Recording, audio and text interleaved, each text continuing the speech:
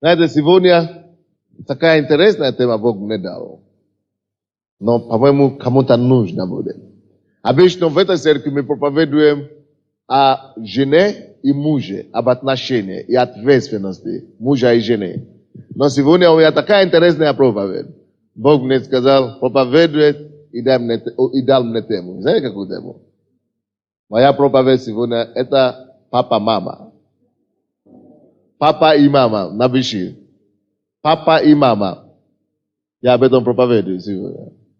Если ты еще не папа и мама, ничего. Слушай, дойдешься. Дойдешь. Просто так называется папа и мама. Дух Святой будет учить нас, мы верим ему сегодня. Аминь. Давайте откроем, пожалуйста, притчи 22:6. Притчи 22:6. Настав юношу при начале пути его, он не уклонится от него, когда он состареет. Настав юношу, в английском варианте это как настав ребенка написано. Настав юношу или ребенка в начале пути его, при начале пути его. Что значит начале пути его? Это значит, когда он еще маленький. Это значит, когда он еще не стал волевым и я могу все делать. Мне не нужна папа, мне не нужна мама, я уже взрослый. Это значит, когда он еще маленький. При начале пути его. И дальше говорится, если вы это сделаете, если вы наставите юношу при начале пути его, когда он еще маленький, когда он еще мальчик, когда он еще девушка, то Бог гарантирует вам об одном. Он, это юноша, это ребенок, он не уклонится от него, от того пути, куда вы его направите, или где вы его утвердите. Он не уклонится от него, когда он состареет. Почему это так не получается постоянно? Почему получается наоборот? Это зависит от некоторых вещей. Вы знаете, мы должны знать, что Бог думает о родителях, о папе и о маме. И какая наша ответственность перед нашими детьми. Вы думаете, что это интересная тема? Папа и мама должны знать, что Бог думает о их ответственности перед детьми.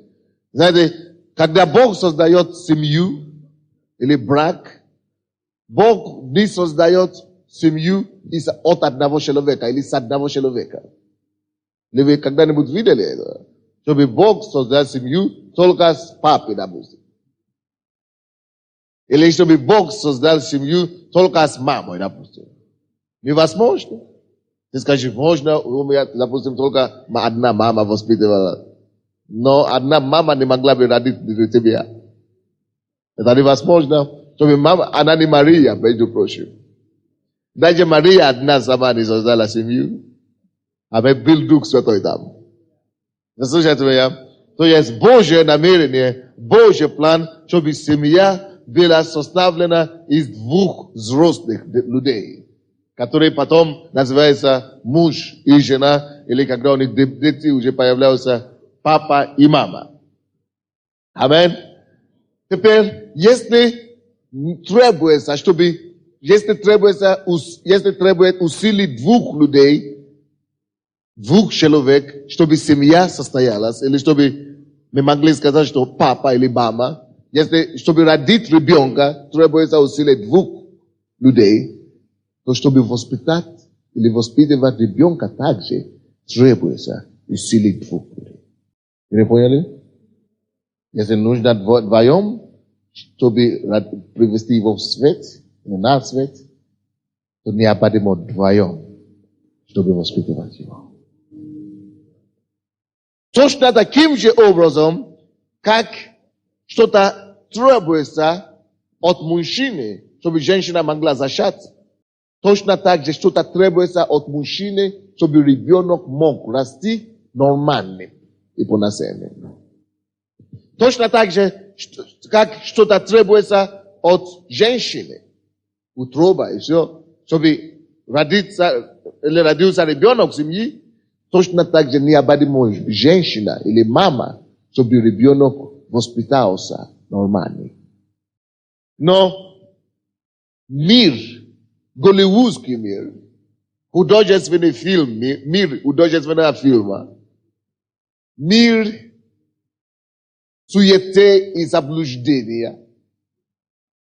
Мир, вы знаете, мир уже чуть не превращается в своих ногами.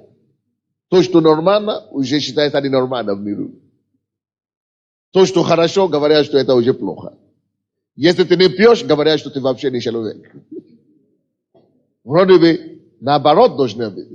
Человек, который трезвый, он трезвый, хороший человек должен быть. А тут, если ты вообще не пьешь, ты вообще уже не то.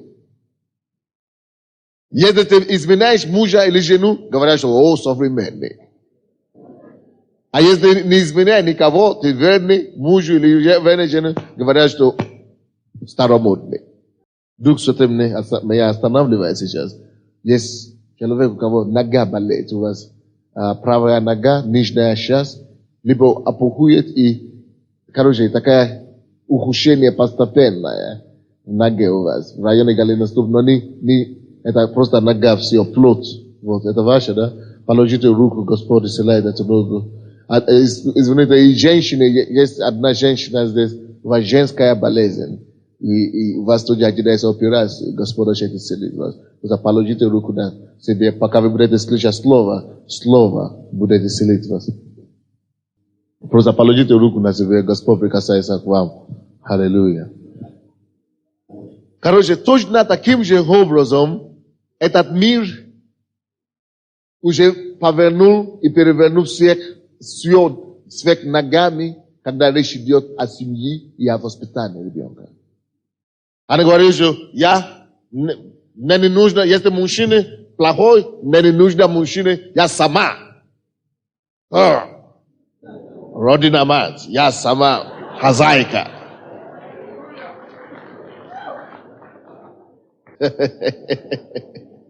Родина мать.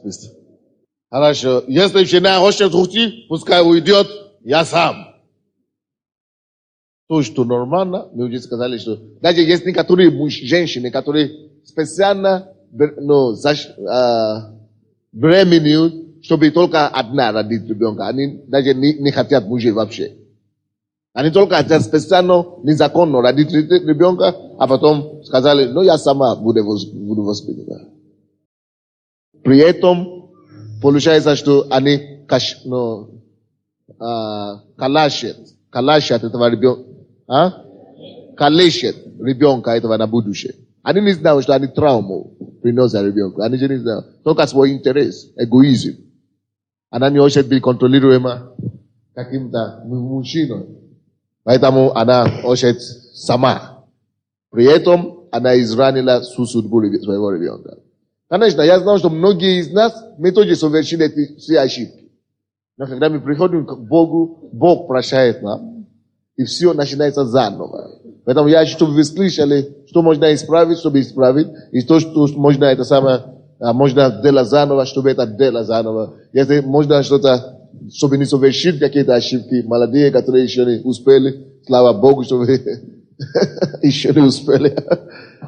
И чтобы вы могли нормально жить и просто не совершать те ошибки, которые наши предки совершали.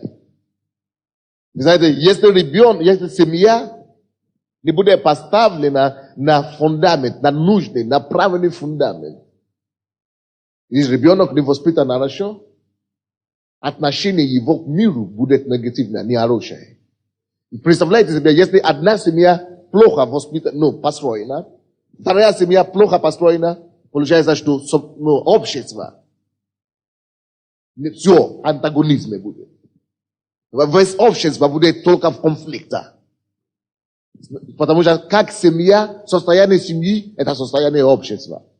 Потому что семья формулирует общество.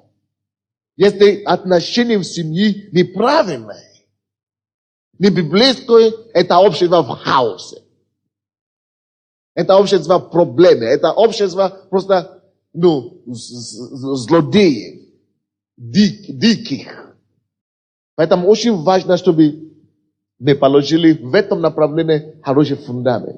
Если вы, муж и жена, может быть, вы хорошо живете, но ваш ребенок, вы неправильно воспитали его, он пойдет на улицу, он станет хулиганом.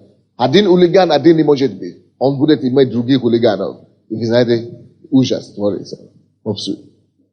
Поэтому, что я хочу говорить сегодня?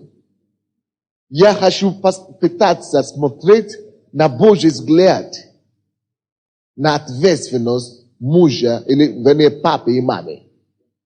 Относительно детей и относительно семьи. Я уже много раз это говорил, я хочу подтвердить это. Молодые. Только потому, что тебе 19 лет, не значит, что ты мужчина. Вы слышите меня? Или девушки. Только потому, что тебе за 20, это еще не значит, что ты женщина. Есть некоторые, которые по 60, они еще не женщины, не мужчины. Это нарожали всяких. Взрослость, или как это? Зрелость, это не для физиологии. Вы слышите меня? Зрелость, это не заключается только в количестве дней, которые ты прожил. Ты можешь прожить 40 лет, и мыслить, и быть внутри не взрослым. И быть внутри 10-летний мальчик. И они полно нашего общества сейчас. Полно такие. Поэтому, если вы еще молодые, будь уверен, что ты уже засрелся, ты уже вырос, как мужчина или как женщина, прежде чем искать или гоняться за какими-то девушками в подвале, или как у вас там называется? Парад, нет, во дворе. Ну, я не знаю, где вы там это самое.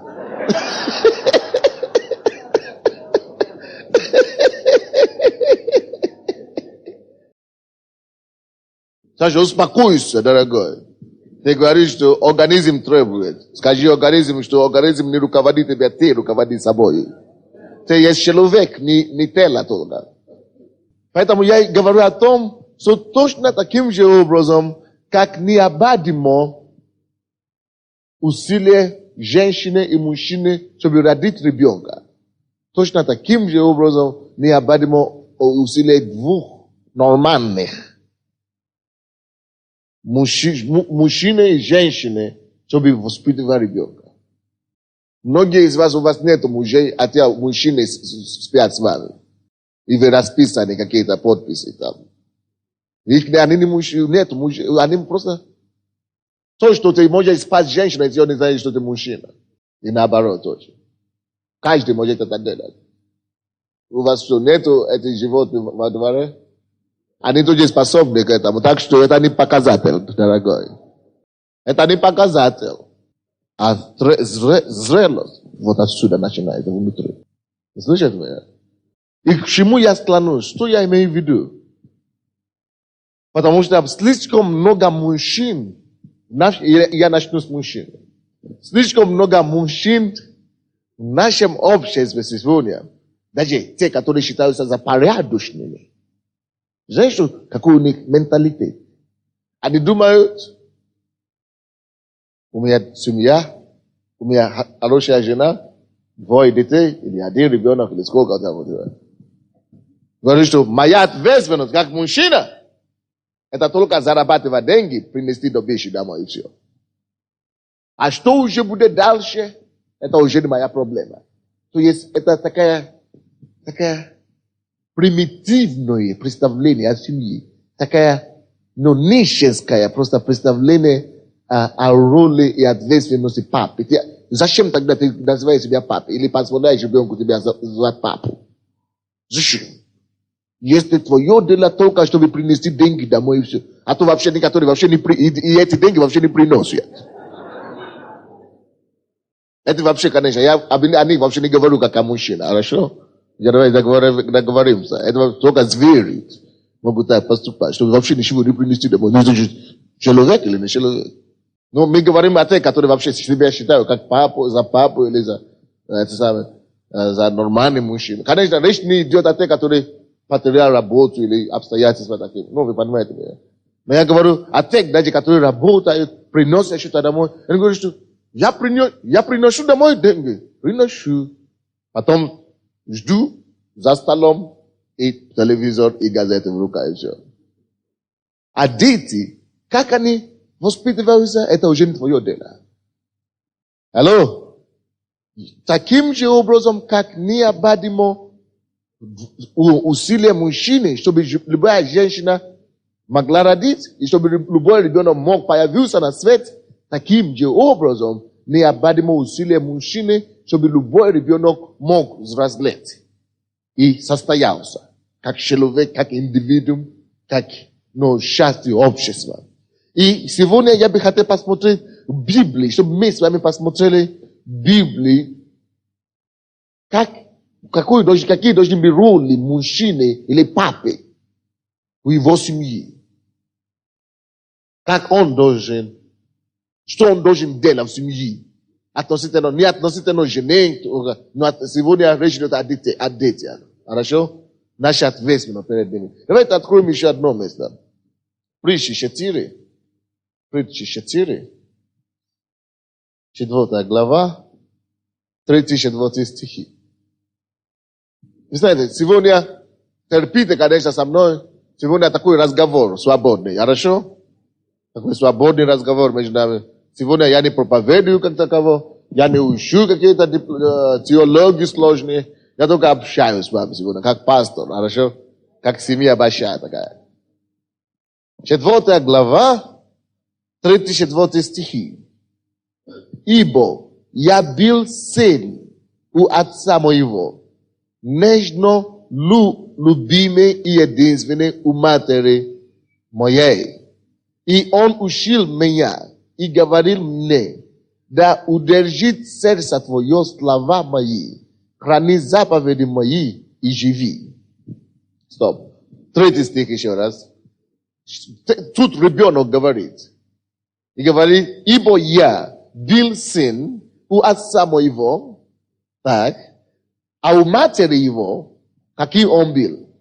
Нежно, любимый и единственный у матери моей. Это о чем-то говорит нам. А у отца своего, кем он был, как отец относился к нему. 4 стих. И он учил. Скажите, учил. Учил меня и говорил мне. Дальше. Now, уже, потом дойдем. Ты послушайте. Во-первых, пришел. Во-первых, родители,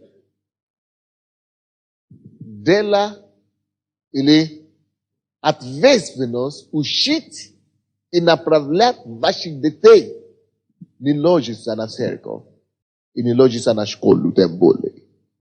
Я повторюсь.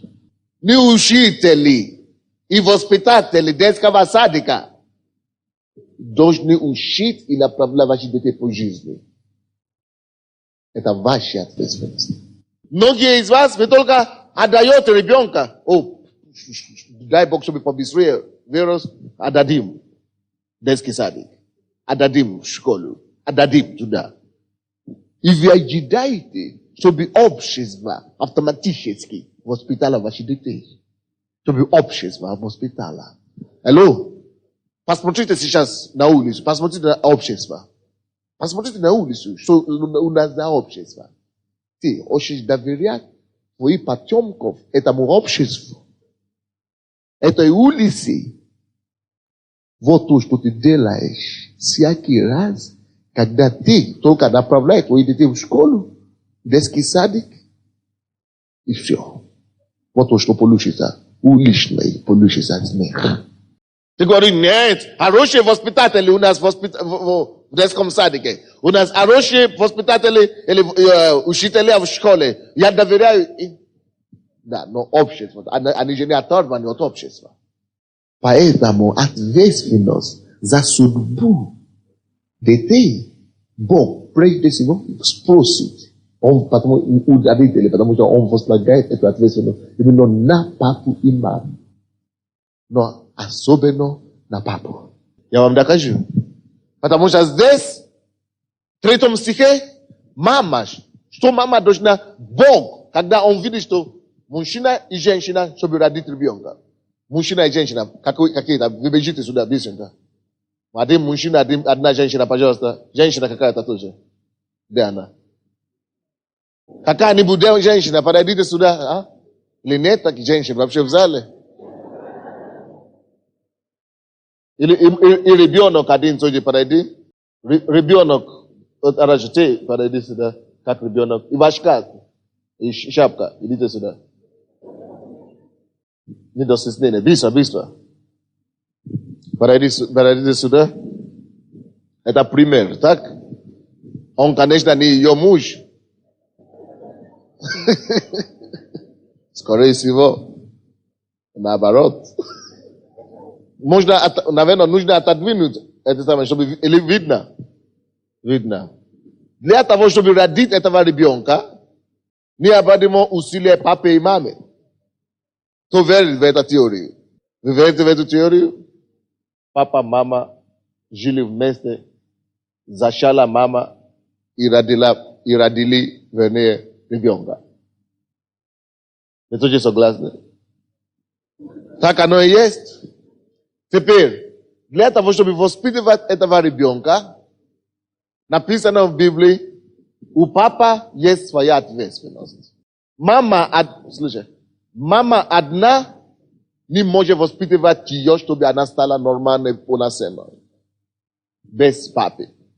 Потому что требовалось папе, чтобы она появилась на свет.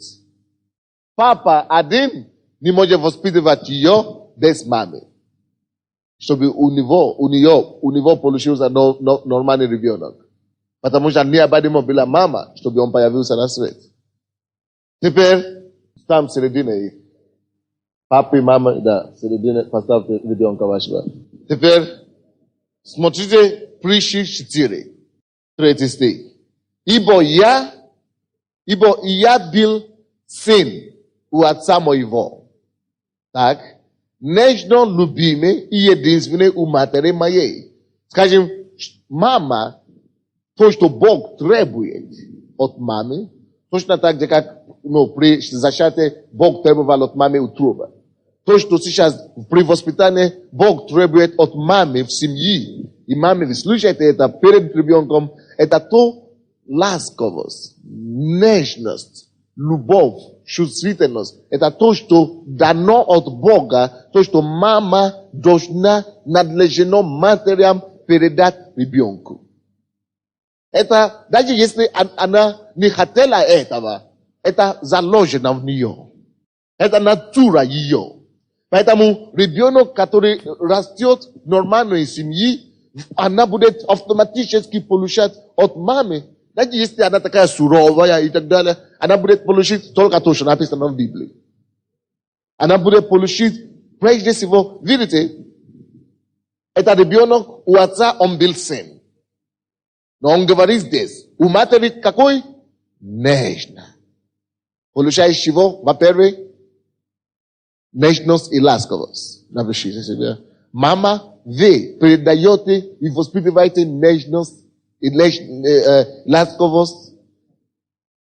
Вы воспитываете у вашего ребенка. И любовь. Что это значит? И почему это нужно? Алло? Если в этом ребенке, если с детства она имеет любить людей. Потому что любовь через маму, она получила любовь. Если она умеет любить людей, это самая большая заповедь. Иисус говорит, что любите ваши ближних, как самого себе. Любите Бога. Если она будет иметь любовь, это сильнейшее оружие к окружающим людям. Почему я здесь живу на Украине? Благодаря любовь к людям, которую Бог вложил в мое сердце. Почему вы здесь? Благодаря любовь к Богу. Вот. Если она будет иметь любовь, которую она получает от мамы, с детства она не будет иметь ненависть. Мама учит любить anina vide. Ana yesterday ana bude ti met last cover, in the last covers, last cover, last eleka keta, last ku ot mame. I bude ti met nejnost ot mame. Слушайте, пока мы говорим о маме, слушайте, по этому стиху мы говорим, смотрите Библию. Тише, смотрите сюда. Если у нее уже есть любовь, ласка, нежность, ее поступки в жизни, слушайте меня, будут соответственны. Ее поступка в жизни будет руководима внутри. Она будет идти побуждением быть нежным, побуждением быть ласковым, терпеливым, с любовью будет относиться к ее обществу и к жизни вообще. Now, если этот ребенок рос в семье без папы, что будет? Очень просто. Потому что мама пыталась заменить папы, мама пытается делать все остальное, но у нее, потому что то, что не дано. Только то, что у женщины, у тебя ты можешь отдать. То, что у тебя нет, ты не можешь кому-то другому дать. Если у меня нету этого микрофона, допустим, дай мне микрофон. У нее нету микрофона. То, что у тебя нет, ты не можешь дать. Но у меня есть микрофон. Вот у меня есть. Вот, да. Только то, что есть у человека, ты можешь передать. Вот то же самое, как маме. Допустим, он воспитывался без папы. Только мамой. И мы знаем, что от мамы должны исходить только нежность, ласка, любовь. Она или он, этот ребенок, будет по жизни, его отношение по жизни будет ущемленное. Этот ребенок обязательно, пишите себе, будет страдать от комплекса какого-то. Комплекса неполноценности. Будет страдать от какого-то комплекса. И будет чувствовать себя в обществе уничиженным. Этот ребенок будет чувствовать себя в обществе, как не мужественный, не смелый, слабохарактерный будет ребенок такой. И он будет подвергаться уничижению в обществе. Он будет подвергаться оскорблению. И это, в своей очереди, будет воспитывать в нее один из двух. Либо депрессии, уничижение всю жизнь, либо это будет ослаблять, злобить, ослаблять ее. А жестокость наоборот. Потому что она была сначала в первое время будет уничижена, а потом она захочет себя утвердить как-то. Там утверждение и злость на всех. За то, что к ней так относилась. И постепенно ребенок, который был таким, никаким, валым, слабым, начинается быть злым. Начинается быть, ненавидящим ко всем, даже к матери. Агрессивная, нервная, раздражительная. Потому что только мама воспитает. Hello. И то, что, когда мама только воспитывает ребенка таким образом, то, что она не получила дома, то, что она не получила у отца, то, что не доставала ей, она захочет это получить откуда-то. Поэтому то, что она не получила в семье, она получит на улице. Она будет искать методы самоутвердиться. Если эта девушка, она начнет общаться с какими-то девушками, на которых она смотрит как вещи нее. И если эти девушки уже гуляют 14 лет мальчиками, она подумает, что это нормально. Нет, уже надо гулять мальчиками. Потому что надо утвердиться как-то. Если эти девушки, она видит, что они свободные, такие свободные, шутят и колются. Она скажет, что, может быть, потому что они колятся, они такие свободные, они такие все. Я тоже хочу быть такой. Я хочу быть нормальным, я хочу быть тоже современным, чтобы меня не пренебрегали, чтобы меня не считали слабой. Я тоже хочу. Вот откуда получается всякий. Ребенок вышел из дома нормальный, 16 лет, 17 лет уже не узнаю своего же ребенка. До 12, она набила, или до 14, была стеснительная, такая нормальная, понимаете, это, мама, слушайся. А потом то, что не хватало, то, что маме не удалось дать, она начинает искать на улице. Вот где катастрофа. Когда одна мать воспитывает ребенка. А потом, 20 лет, мама уже вообще не авторитет для нее. На 100%. Мама уже не авторитет. Мама что-то говорит, замуж. Подруга сказала так. Мама говорит одно, не Амнет говорила так. Кто-то говорит одно, Амнет сказали так. А я там считал, а я там где-то слышал.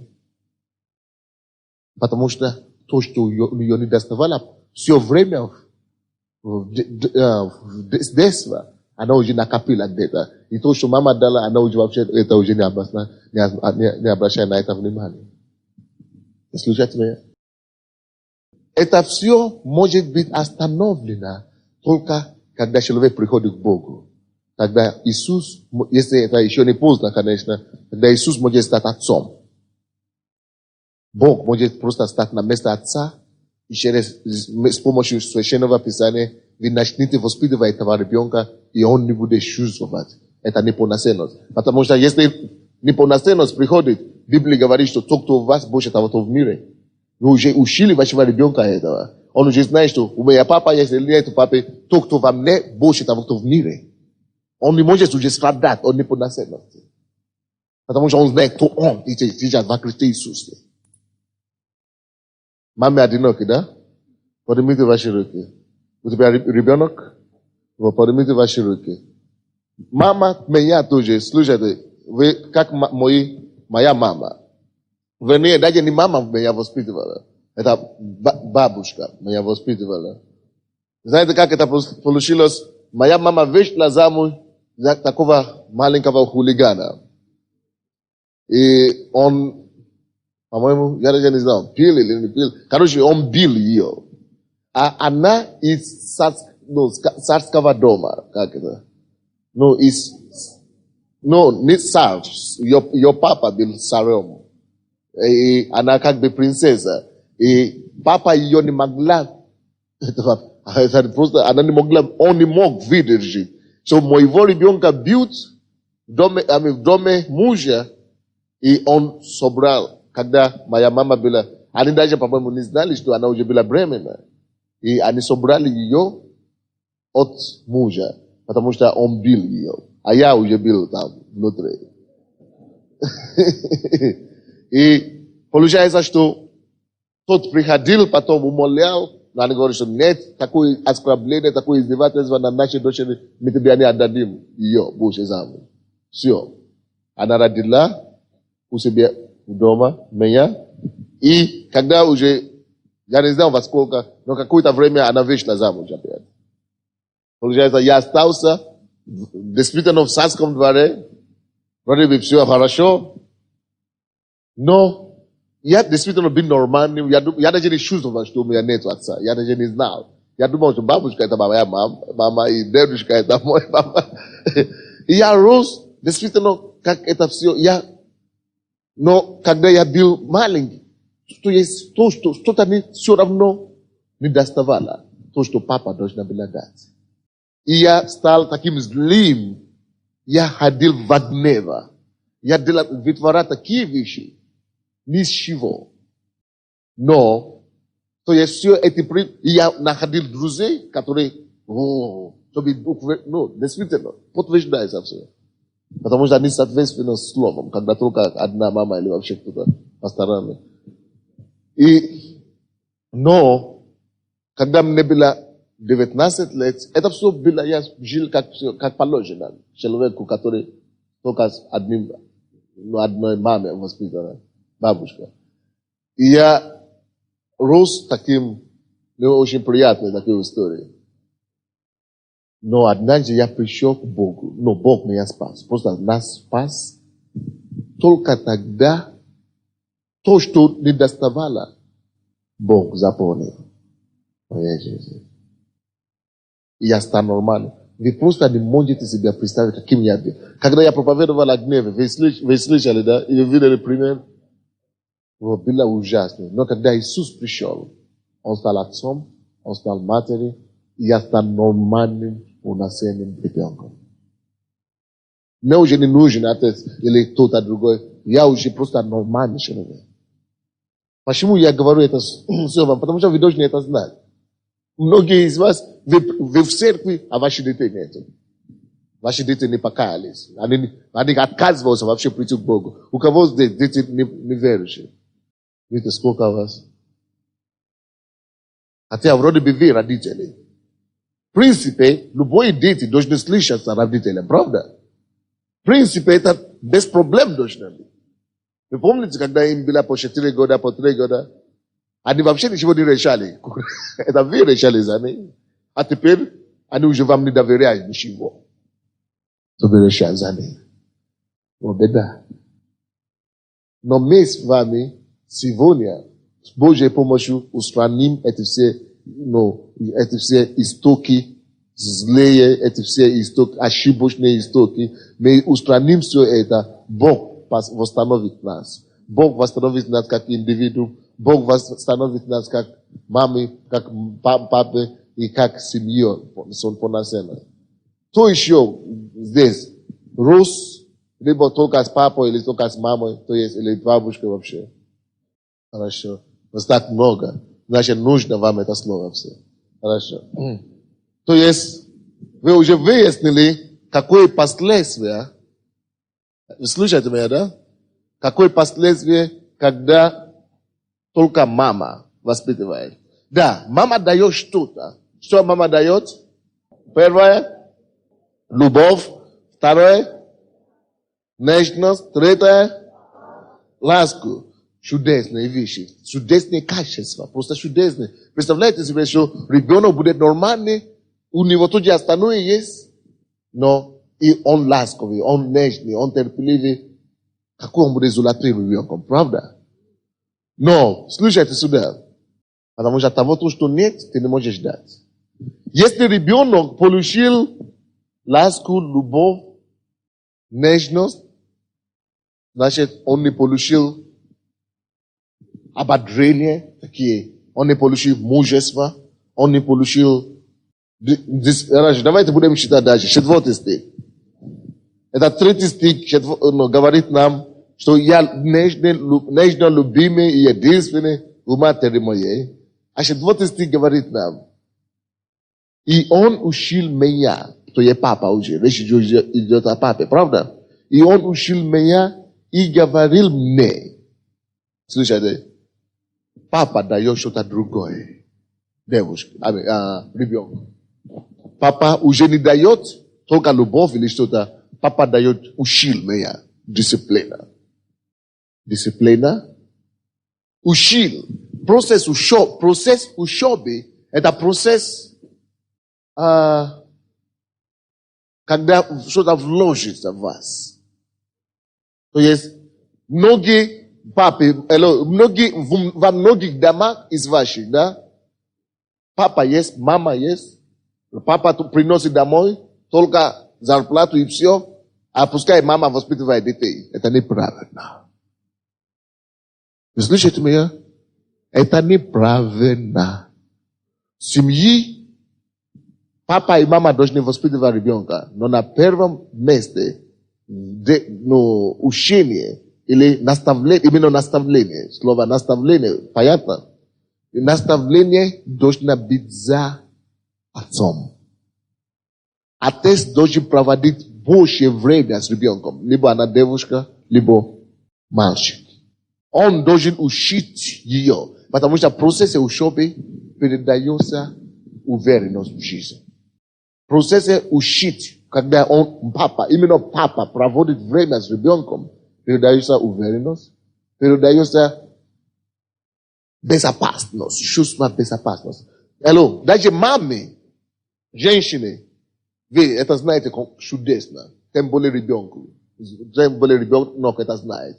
So, когда папа дома, когда у вас муж есть, даже то чувство, что муж рядом, когда он нормальный муж, ответственный, то, что он рядом, да, Это дает вам какую-нибудь защиту. Ну, чувство защиты, чувство защищенности. Есть такое?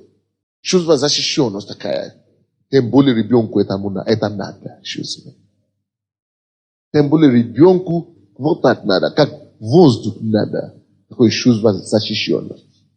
Также, мы считаем здесь, он учил меня и говорил мне. Это все говорится о действии папы. Первый. Короче, что я сказал, папа дает, во-первых, наставление. Да, можно написать наставление. Он передает уверенность в жизни. Второе, да? Третье, то, что он передает защиту. Чувство защищенности. Третье, то, что папа передает. Четвертое, то, что он передает, дисциплина. И последнее,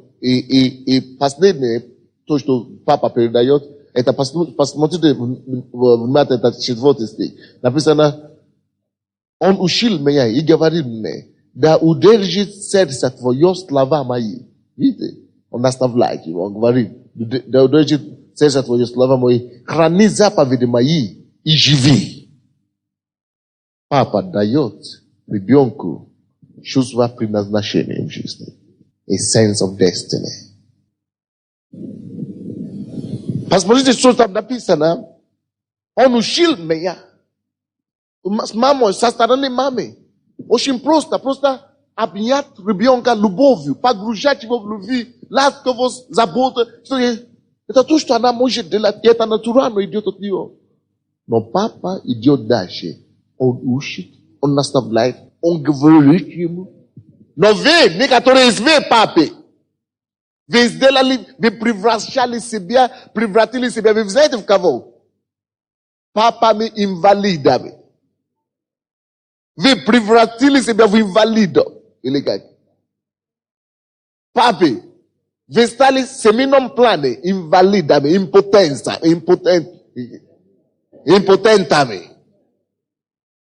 Вы просто стали импотентами. Воспитание ребенка. В этом направлении. В семейном деле вы стали импотентами. Почему вы стали? Как это я стал импотентом? Потому что ты приходишь домой, ребенок есть, даже отказывается играть с ребенком. Даже мама уже тебя составляет воспитывать ребенка. Мама уже это делает. То есть ты есть, как будто тебя нет. Мужчины, поднимите ваши руки. Мужчины! Что вам стыдно назвать себя мужчиной? Бог хочет освободить вас от импотенции в семейном плане. Бог хочет освободить вас от инвалидности. Родительской инвалидности. Инвалидности в семье. Безответственности в воспитании ребенка. Чувство это самое отсутствие будущего, отсутствие предназначения. Поэтому женщины в этом обществе стали матерями Родины. Или Родины мать. Кулаками в руках, с мечом и с этим, как его, щитом семьи.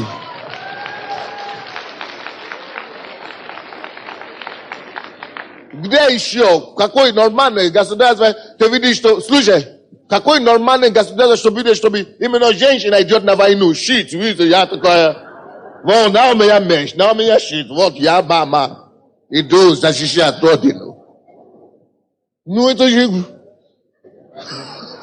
Войны, женщины. Родина, я мама.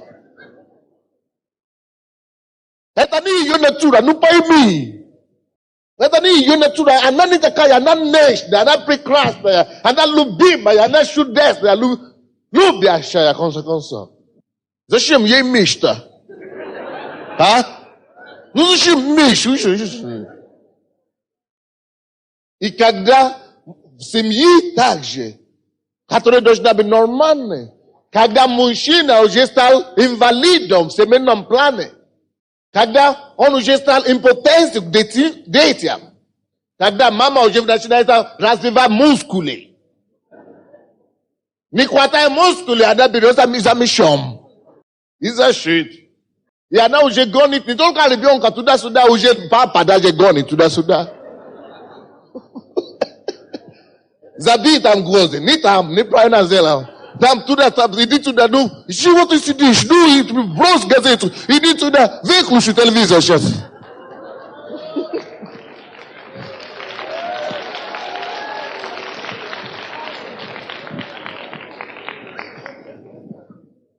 Женщина стала не женщиной дома.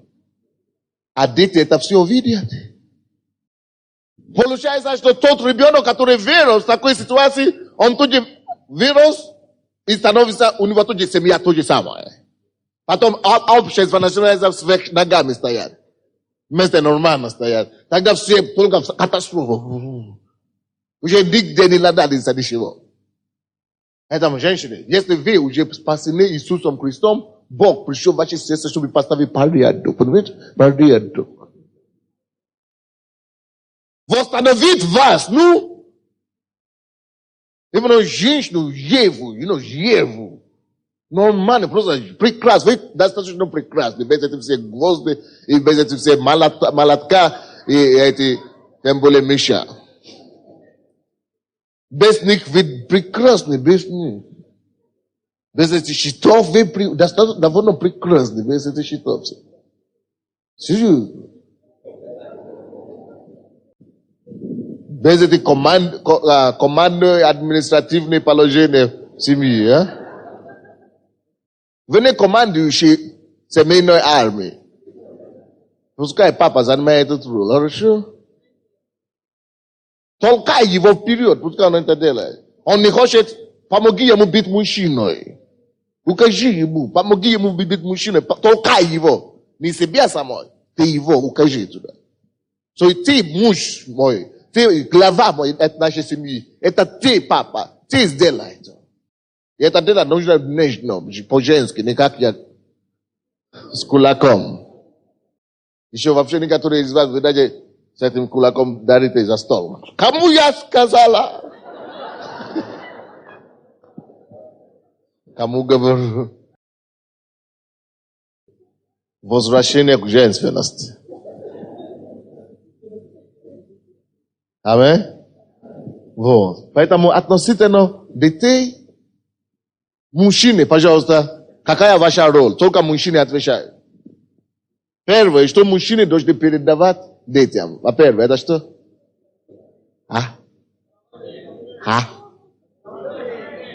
Вы вообще написали? Наставление на первом месте. Во-вторых, это что? Уверенно в жизни и по жизни вообще.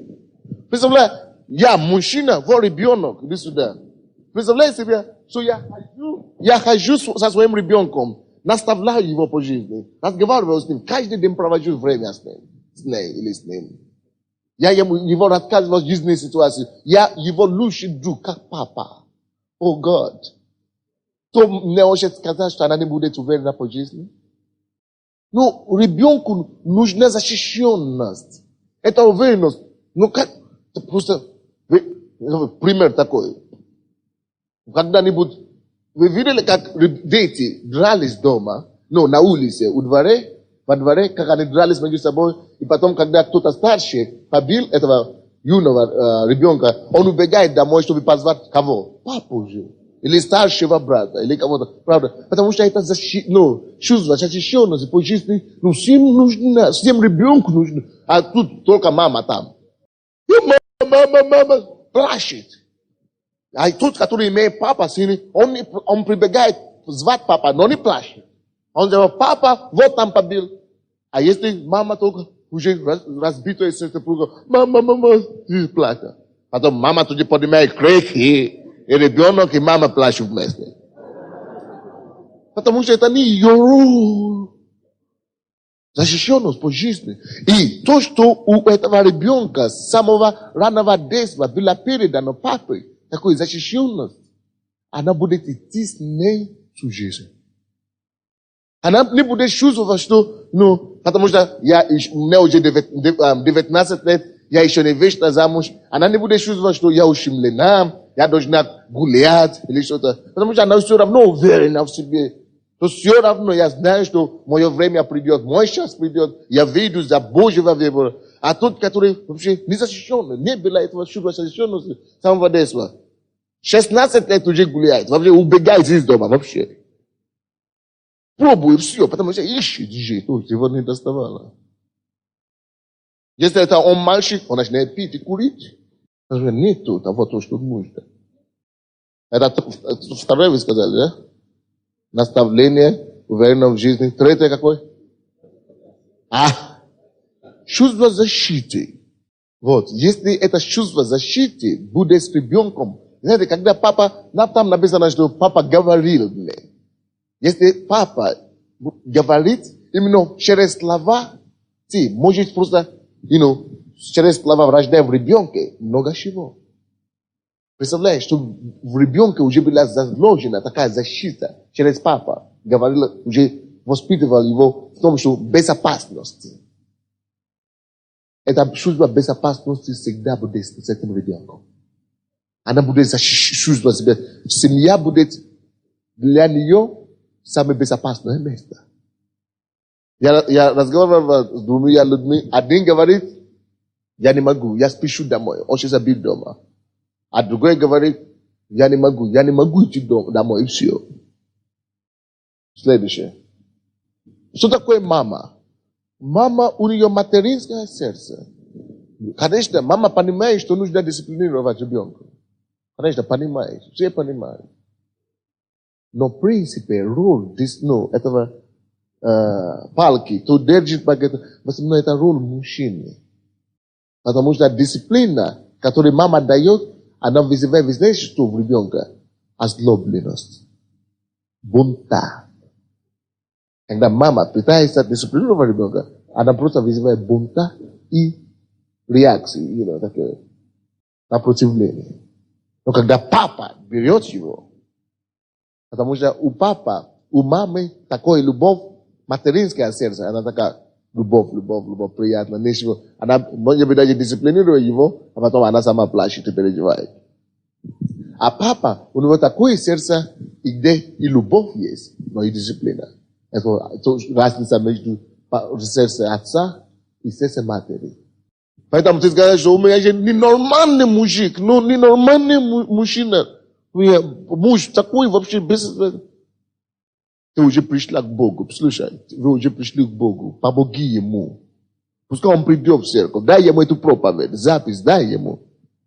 Он же не знает, даже некоторые из них. Он не виноват. То ему скажет, компатия. Я не пойму, кто его будет воспитывать? Компатия или комсомол? Или профсоюз вообще? Где построением коммунизм было на первом месте, не до семьи. Не построим будущее. И последнее, он дает ребенку. Видите, последний стих, он говорит, что иди и живи. Последний стих, последнее слово. Папа, это именно папа говорит ребенку, живи. Иди и живи. Это значение. Как я молюсь, чтобы наши папы и мамы поняли это все, что я говорю. Как я очень молюсь, чтобы вы поняли и начали все наладить нормально в вашей семье. Спасибо. А если только папа воспитывает ребенка, если папа только воспитывает ребенка, хотя даже это лучше, когда папа только воспитывает, если нормальный папа, не пьяница, конечно, вы понимаете меня. Это даже до какой-то степени лучше. Но если только папа воспитывает ребенка, слушайте сюда, это тоже проблема. Потому что ребенок должен получить любовь, истинное понятие любви. И сердце папа, конечно, любит, но никакой папа, какой бы он ни был чудесный, не может любить как мама. Это сердце матери. Какой бы ты ни был чудесный мужчина, ты будешь любить, ты будешь передавать ласку и так далее, как ты можешь. Но от матери это идет натурально. Поэтому, когда папа только воспитывает ребенка, этот ребенок становится потом со временем On bude ravnodušnim ka mnogim višem жизни. И чувства его, скорее всего, не будут естественными. Чувства его будут, от ума больше, чем от сердца. Чувства любви будут у него больше от ума, чем от сердца. Потому что он не получил его от истока, от оригинала. То же самое с лаской и нежность. Я проповедую сегодня на какой теме? Папа и мама. Даже если у тебя нет денег, как папа, даже если ты не работаешь, ты не можешь принести копейки домой, это не должно тебя огорчать. Потому что если ты сможешь исполнить свою роль, как папа, по-настоящему, как мужчина, как муж, это доставит твоей жене, твоей семье больше радости, больше смысла жизни, чем все твои миллионы и тысячи. Понимаешь? Если он будет нормальным мужем дома, нормальным папой дома, ты вкладываешь будущее твоей семьи, ты вкладываешь будущее твоего ребенка. Ты ему не даешь деньги, но ты создаешь ему будущее, ты создаешь ему завтра, который важнее намного. Из чего люди в гангстеры уходят, или в рэкет уходят? Из-за этих всех причин, это все исходит из семьи. Я хочу вам сказать, даже вы, которые ходите в церковь, у вас должно быть, особенно папы и мамы, вместе. У папы должно быть свое время с детьми, и у папы, и у мамы, и у папы должно быть свое время с детьми. Когда вы учите им слово, не ждите, пока в церкви будет учить им Библию. У тебя должно быть каждый день время, которое ты проводишь с твоим ребенком и учишь им Библию. А если ты мама-одиночка, то ты просто благодари Бога и судьбу, что ты покаялась, что ты пришла в церковь. Просто благодари Бога. Потому что теперь все то, что ты сама, как женщина, как мама, не могла дать со стороны мужчины ребенку, ты можешь это все найти в слове. Вот как я нашел себе, вот я стал человеком, когда я пришел к Богу, благодаря Библии. Воспитывай твоего ребенка со словом. Даже если мама и папа есть, и они нормальные, это еще не хватит. Не хватает, чтобы надо слово, чтобы было слово. Потому что написано, что папа учил меня. Надо, чтобы учить. А что учить-то? Философии. Слово Божье. Слова жизни передавай. А то некоторые женщины из вас, слушайте сюда, Бог мне это уже 3-й раз говорит, что есть некоторые женщины, вы воспитываете ребенка одного или одним, и вы только ждете, чтобы вы пытаетесь своими силами найти другого мужа ради ребенка. Вот Бог мне это сказал. Что есть женщины, которые пытаются найти мужа, просто выйти замуж ради ребенка, чтобы у ребенка был отец, и вы хотите выйти замуж или просто найти какого-то приличного мужчину. Бог говорит, не ищи, вообще перестань поиск. У тебя уже есть бывший мужчина. Конечно, Бог хочет, чтобы вы вышли замуж, но Бог сам приведет. Не ты должен искать. Должна искать. Слушайте меня. Так что забудь об этом. И если ты ищешь мужчину, ты хочешь выйти замуж только ради ребенка, ты все равно еще раз, ты будешь разочарована. Ты все равно получишь опять разочарование. Опять твое сердце будет это самое. Раскалишь. Да. Нужно, чтобы вы отдали себя в руки Божьи. И чтобы Бог учил вас воспитать вашего ребенка. С ним. Родители, слушайте, сколько из вас имеют дети еще, которые, потому что при начале пути его говорят, до 18 лет, у вас дети до 18 лет, поднимите ваши руки. Сколько времени вы проводите с ними из Библии? Сколько времени вы учите им Библию? Сколько времени? Кто учит, кто занимается своими детьми, не уроки со школы, а с Библией. Кто занимается своими детьми, с Библией. Не просто считать на ухо, а передавать конкретные качества. Допустим, если ты мама-одиночка, да? Ты знаешь, что папе нужно было, чтобы папа передала ребенку уверенность в жизни. У тебя нет его. Находи стихи Библии. А соответственно, допустим, дети вы от Бога. Так что не переживай, что у тебя нет. Написано, ты от Бога. Дай ему знать, что у него есть отец. Он от Бога, это ребенок. Написано, Боже, тут вообще вот в мире. Скажи ему, что тебя вообще ничего боятся в школе или в детском садике. Боже, тут тебе. Он что, я не знаю, ну, или мальчик, или ребенок говорит, я не знаю, что там, я не хватает. Написано, ищи прежде Царство Божие. Так что, ребенок, ну, сынок, или дочь, или послушай, написано, что мы будем искать прежде Царство Божие. Мы ищем Царство Божие. Воспитывай нас слово конкретно, не просто считает где-то абсурдно, так, просто, когда ни тебе ничего не понятно, ни тем более ребенку ничего не понятно. В конце концов, находи эти все проповеди, которые ты здесь слышишь и конспектируешь, и считай твоему ребенку доступным способом. Передавай ему жизнь. Поэтому написано, храни слово мое в сердце твоем, потому что когда вырастет, уже не отойдет от этого слова. Только слово Божье утверждено на небесах. А твои слова он вообще забудет. Когда ему уже будет 17 лет, он забудет, что это твои слова. Но слово Божье, когда это уже вошло в него, он никак не забудет. Потому что это слово утверждено на небесах. Знаете, если он забудет, это слово будет возвращаться к нему. Будет его направлять. Спасибо. Спасибо. Вы поняли что-нибудь? Аллилуйя. Давайте откроем Притчи 23.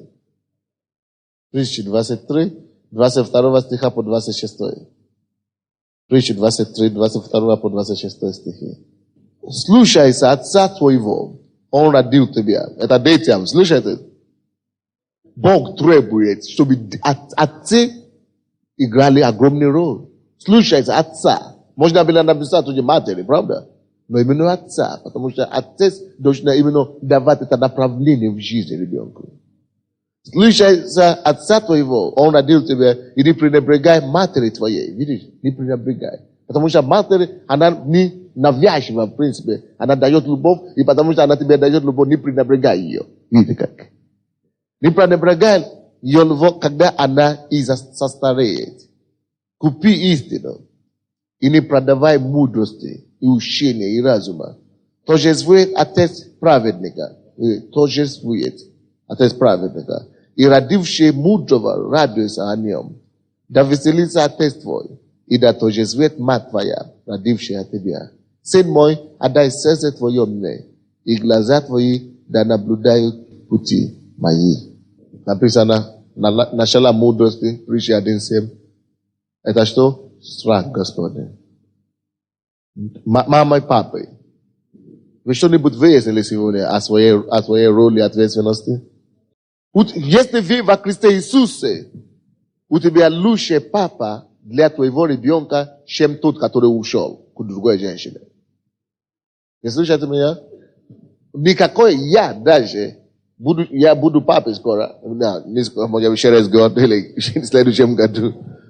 Но даже я, слушайте сюда, как папа, я не смогу быть лучше, чем он. Я вообще не претендую на это место. И ты не должен претендовать на это. Отдай твоего ребенка Богу. Но как это ты можешь отдать Богу, если ты слово Божье ему не говоришь? Этому ребенку. Чтобы Бог мог стать его отцом, ему надо слышать слово Бога.